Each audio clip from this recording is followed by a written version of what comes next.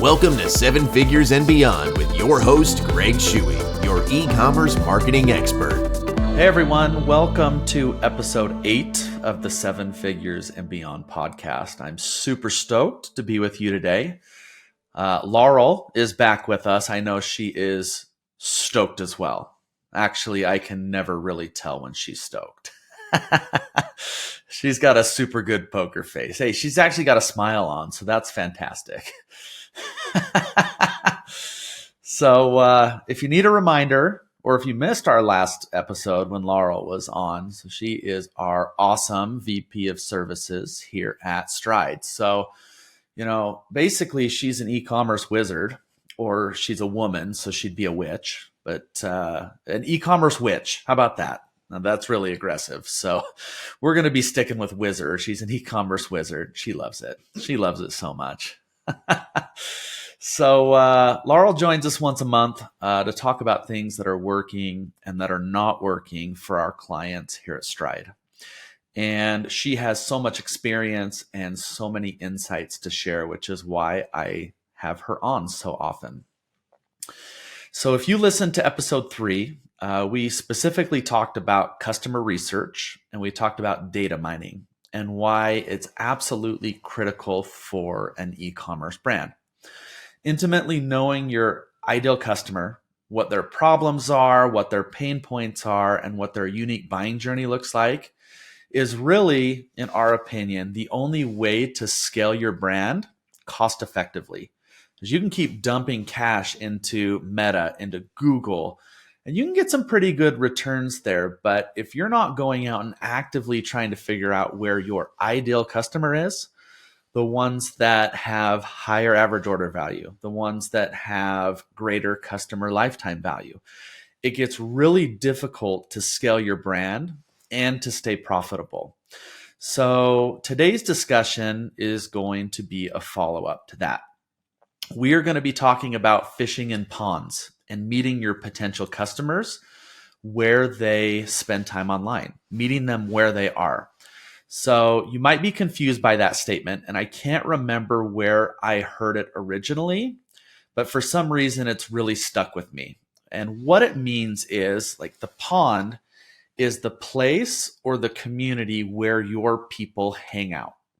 So if you think about a pond, it's usually stocked with fish, especially early in the season, and the fish are your ideal customers.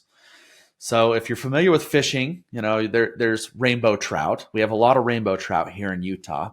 If you're going to go fishing for rainbow trout, you are not going to catch them out in the middle of the ocean or even in specific reservoirs or specific lakes.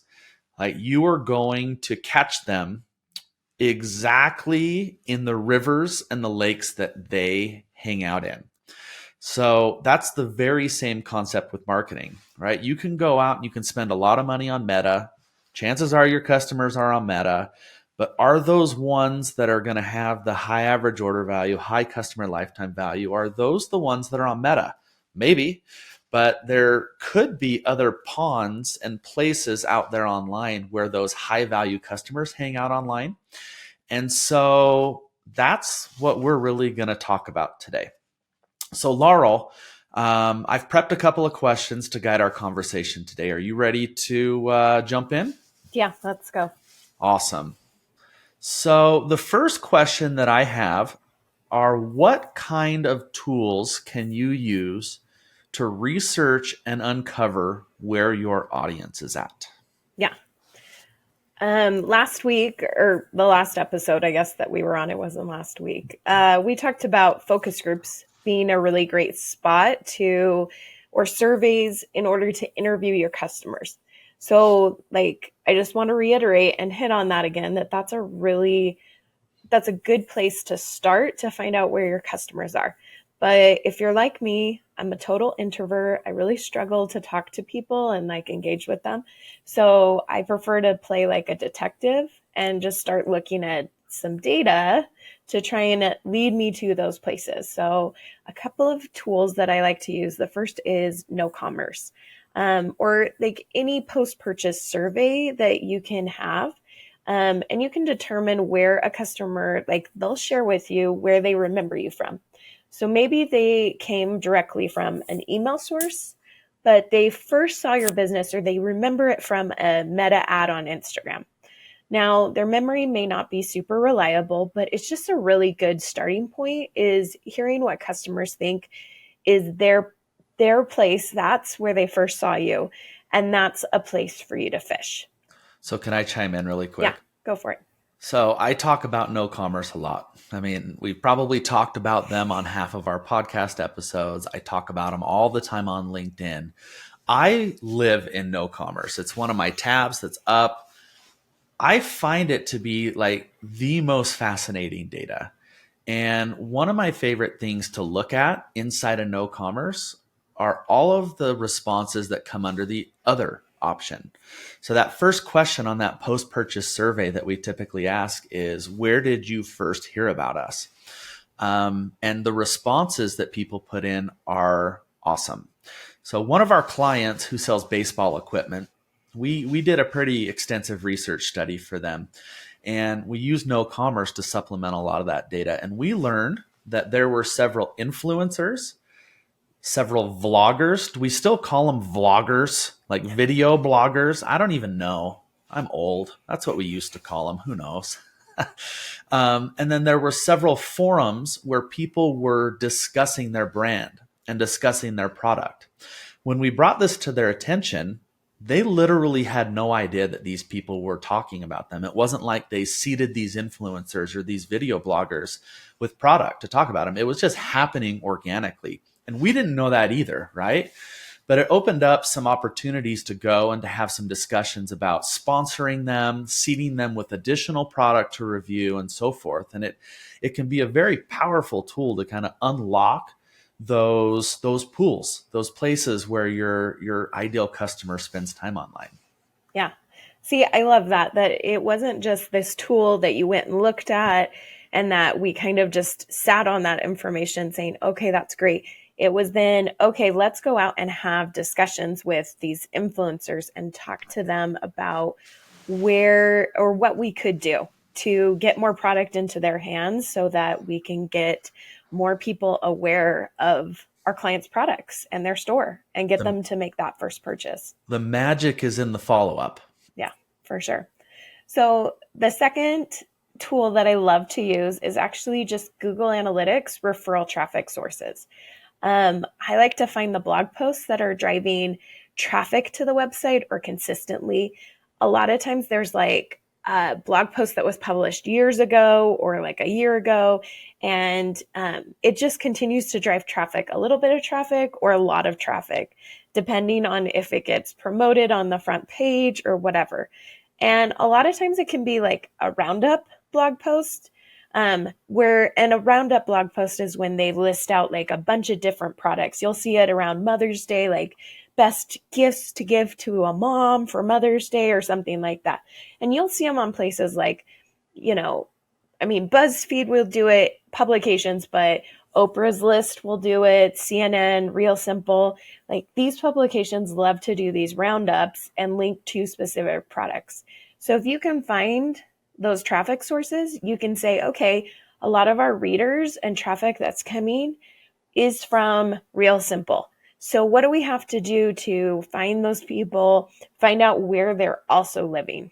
Or talking about our products so that we can engage with them. And a lot of times they don't tell you, right? Yeah. They just write it up and they post. And so if you're not in that section of your Google Analytics looking at that on a monthly basis, you could miss some of these opportunities. Yeah. SparkToro is another really, really cool tool that's been around for a while that if you want to do some audience research, that's a really great place to start. So most people, I'm going to chime in here again. Yeah. Most people that I talk to have never heard of SparkToro. Oh, really? It's kind of this really cool tool that's flying under the radar. If you've ever heard of Rand Fishkin, if you're an SEO person like me, he started the business Moz, and they have a really awesome suite of SEO tools. When he left, he took some time off, and then he started working on SparkToro. And it's a really awesome audience research tool. So, the first thing that you do, you can sign up for a free account. It doesn't give you all of the data as a paid account would, but it still kind of gives you a really good starting point. And what you do is you start by entering a keyword or a topic that your audience uses, whether that's for a Google search or whatever. So I went and just ran an example last night as we were prepping for this episode, and I used the word journals.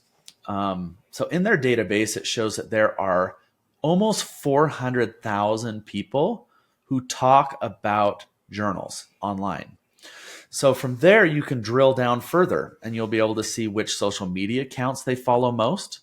You'll also be able to see which websites they visit most often. You'll see what podcasts they listen to. You can also see what press accounts they read, like New York Times. And that will really give you a handle on where you need to be spending time and where you need to be trying to add to the conversation. Maybe you can sponsor one of those podcasts. Maybe you can run some native Outbrain or Taboola native ads on the New York Times. Maybe you need to figure out if you can write a guest blog post and get it published on one of those blogs. And there's just so many ways that you can leverage this kind of data. And there's just all of these niche tools out there that can help you do that research. And this kind of ties back into my next question for you, Laurel, is once you know all of these places, once you've found all of these pools where your ideal customer hangs out, how do you organically jump into the discussion and initiate conversations? Because you can look really spammy and really salesy really fast. So how do you go about that and do it in a way that doesn't feel like dirty, doesn't feel slimy? That's really hard to do. When you've got like a focus on yourself and your products and that you're wanting to sell. Yeah. But I have to start out and say that hardly any brands that we talk to actually do this. Yeah. And here's a few reasons why. One, it takes a lot of time. Two, it takes a lot of effort, and they're just really busy trying to scale their business. But by doing this, like jumping into discussions, initiating conversations, you can create so many opportunities that you really can't ignore that can lead to, social content, blog content. I mean, so many things that will support all of your marketing efforts. So let's talk about engaging first. Engaging is really just taking those opportunities to jump into the conversation, not to sell, but to just engage and add value. So let's say that, you find out that there's a forum, message board, maybe even Reddit, that you have a lot of customers on that are talking about not necessarily your brand or your product, but are talking about something that, your product can help with or support. And so you just might spend time answering questions, not promoting your business, but providing some insights to the conversation. What might be helpful? You may even start asking questions to see what kind of response you get from the people that are there. For a blog, you could, write an engaging comment on a blog post that you read from somebody, not again as a way to drop a link, but just to give a comment and engage with that blogger. You could go to a social media account and you can start commenting on their posts. I've actually noticed this a ton on TikTok that I've been on there is like brands will start commenting as the brand on other people's posts and not in a come look at me or trying to be snarky. Like they're honestly like trying to just engage. You can also reshare posts, you can tag them, and then you can just add your own, context or commentary on it. There's podcasts. So you listed Spark Toro will tell you like podcasts to go to. You can reach out and build a relationship with a podcaster, not in a, hey, I want ads or I want to be a guest. Like, don't come at them straight, just being like, can I be a guest? But you can ask them questions, learn about their audiences, and yeah, maybe ask if you could sponsor them. I bet a podcaster would love to be a sponsor. So again, it's engaging not to get what you want, but seeing how you can help that, that person.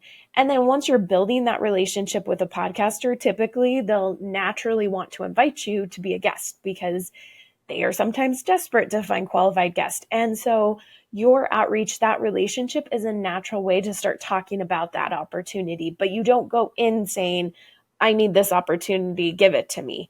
You're looking to help them.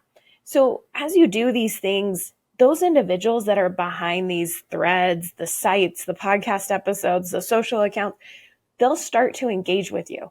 They'll see you because they're seeing everybody. Like, just like your business sees who's commenting on your stuff, they'll see it and they might start sharing your stuff. They might start responding to your comments. It just starts this organic snowball effect and it just like takes off. So let's talk about the next step, which is actually creating content that speaks to them. I talked about commenting. That's really like micro content, or that's just like commenting, answering questions. But then there's this micro content that really helps people. So this is where you have to take time to pay attention to the questions that people ask over and over again, because they do. They're asking it in different ways, but really they're asking the same question. And then what you do is you go back and you produce content that answers those questions and solves the problems. This content, you can make it as a blog post, you can do a podcast, you can do a video on YouTube, like whatever the medium is that you feel is strongest for your brand, is the channel that's like most important for you. But then take that and use it to answer people's questions and then link out to a really good resource. You're not trying to sell them on your product. You're just helping and you're adding value within that space. Yeah, I like that. And you already know this about me, but I do a lot of this for my aftermarket truck part company. That's actually how I started the company. I sell aftermarket parts for Tacomas and Tundras. And I just started in the Toyota Tacoma forums, right? And before I even had a product, I just got on there and I started just watching and listening to people and seeing what they were complaining about and seeing what problems they had. And then I started joining the conversation. I started answering questions. And then that eventually led me to start to build content that answers those questions. And so if you visit my website, you'll be able to see just these really long form blog posts that I wrote that answers these very specific questions that keep coming up over and over and over again in the forums. And I've gotten to the point that I've built so much clout in that forum that it's no big deal for me to hop in and say, hey, I actually wrote a blog post. So it's a little bit more self-promotion, but I'm not trying to sell, right? It's like, I actually wrote a blog post that solves this problem. You should check it out and drop a link in there.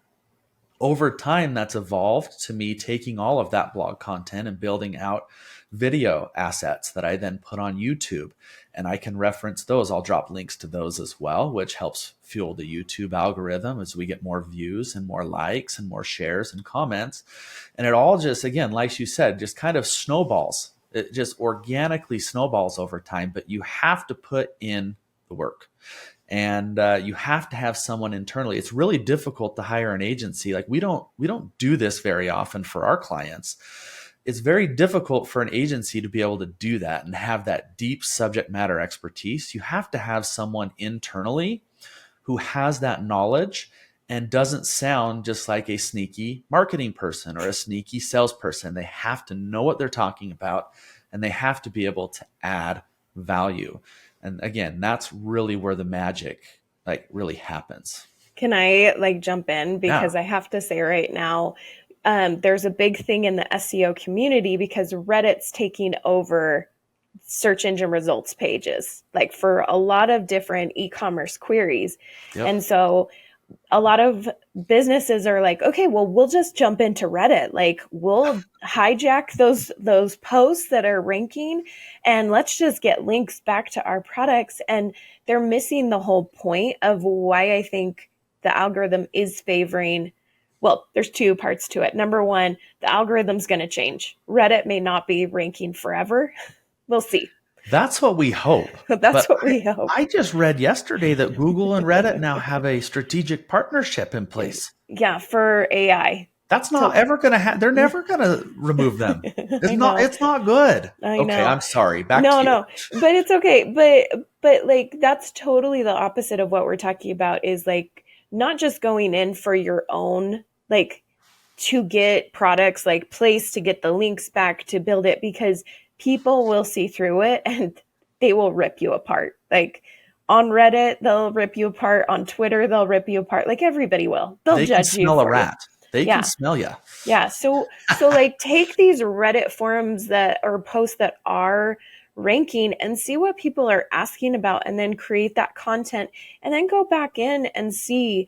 Because when I did look at this, like those Reddit posts, a lot of them are from like 2, 3, 4, 5 years ago, and you can't add a new entry into that. Comments are closed. Yeah, comments are closed. The thread's archived. So it's like, that does you no good. Like, that plan, you're now, okay, so now I just need to go into this forum. So really, like, take the time to engage. And like, I love what you said about making sure that it's an expert in not just the product itself, like a product manager, but like somebody who cares about whatever it is that these people are talking about. Yeah, absolutely. Okay, so that also kind of ties back into my next question, because we're going to talk a little bit about Reddit. I'm going to talk a little bit about Reddit specifically. But how do you then, once you have these pools, how do you build a custom ad strategy for each platform? Because what works on Google may not work as well on Meta, may not work at all on Quora, may not work at all on a forum or whatnot. So how do you build that custom strategy? So this is how, like, spending that time in the platform, in the forum where you want to launch ads, is really important, because it comes back to talking about the problems that your customers have that they're talking about on a regular basis. So spending time there gives you the messaging angles to try. So when you create ad campaigns for each site or platform, you build the creative and copy that then addresses the pain points or problems, and just really showcases that way to alleviate the pain or solve the problem for them. So when we run ads on Google and Meta, we should just all accept this truth. Okay, this is a truth. This is the truth bomb. You're probably not going to hit a home run with the very first ad you create and publish. Maybe you might, but that's very rare. It's rare. You're going to have to, like, just iterate, and you're going to have to try different things in order to find the one that hits. So again, a good example of this is with Reddit. I'm going to hop back in. Okay. I know that this isn't e-commerce, so I'm sorry about that, but I recently ran some Reddit ads for Stride. And the concept here applies to any kind of business, whether you're a service business, lead gen business, whatever, right? As we talked about, Reddit's a fickle little community, right? They can sniff out a rat. They can sniff out a business promoter like no one I've ever seen. They're crazy over there. So because of this, I actually very rarely hop into discussions. And a lot of, like Laurel said, a lot of those threads are locked. They're old, maybe not necessarily archived, but you can't contribute to those conversations. So the only way that you can really insert yourself into those conversations and people reading those threads is to run ads. And ads are so cheap on Reddit. If you haven't played with it, I totally recommend it. But before I started running ads on Reddit for Stride, I spent hours and hours and hours just reading through threads and comments of what people were discussing to start by coming up with just a handful of ideas. So I took those ideas, I ran them through ChatGPT, and I got about 10 ad concepts. So I took those, I ran them, only one worked okay. It wasn't great, wasn't mind-blowing. So I took that one, and then I had ChatGPT come up with another 30 concepts, and I had 4 really high-performing ads. So then I did it again. I had another 2 winners from there. So I had 6 really high-performing ads over 3 different tests that I ran on platforms specifically to drive more newsletter signups for Stride. So it's all about, regardless of platform, regardless of pool, it's all about iterating and really being hyper specific to the platform, because the ads you run on, like I said, the ads you run on Meta may not work on TikTok, right? It may be a different audience, but they're there for different reasons than maybe they are on Meta, and they're on Google for different reasons than they are on the Meta. And so it's all about being hyper specific to the platform, hyper specific to the audience. And as I was doing this, right, my prompts to ChatGPT weren't just like, I just need some ads, right? I made sure to be very, very specific to include these ads are going to be on Reddit. The people on this platform hate companies who promote and are overly salesy. And I need them to be very natural. I need them to be able to fit into this type of conversation so that it feels native and so that it feels non-threatening. And so, it takes some massaging, it takes some iterations. And if you do it and you're patient, you're going to get clear winners that come out of that you can double down on and really start accelerating your growth. Yeah, exactly. I think a lot of marketers and e-commerce businesses are, one, not very patient, and 2, they're scared to test. Yeah. They want to hit that home run with their first ad, like, period. Like, they feel like they know their audience, and therefore, I know the ad. But I feel like in the last year, there's been this shift, and a lot of e-commerce businesses, or at least the ones that I think are going to survive, they're learning that there's just no way to predict what will work. And so, like, taking that step back and looking at what's performing definitely helps. Yeah. Yesterday, I was in this meeting with a client, and we were talking about some meta ads that we're running for them. And once a month during our meetings, we like to look at the ads that we currently have running and just see how to iterate to make the next ad set better. Like, okay, what are we learning from these ads? Like, which ones perform the best? And it's really interesting because the way I lined it up to show them, I had these 3 ads side by side. They're from the same campaign. And I had pulled the metrics. And the metric that they are most passionate about is ROAS. So I had an ad that had a ROAS of 39, 16, and a ROAS of 8.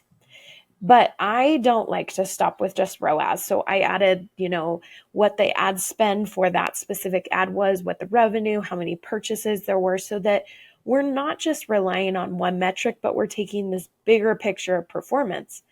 So, they were looking at ROAS, and they probably were like, okay, the ad with the ROAS of 39, that's going to be our winner. Like, let's go. Let's go hard. Shift budget.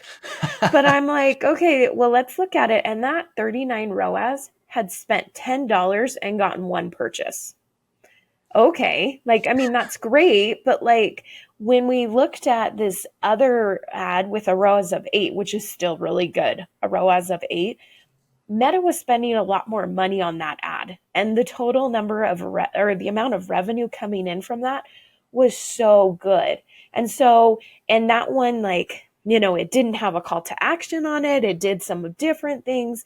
So if you're only looking at one metric, you're going to miss the bigger picture.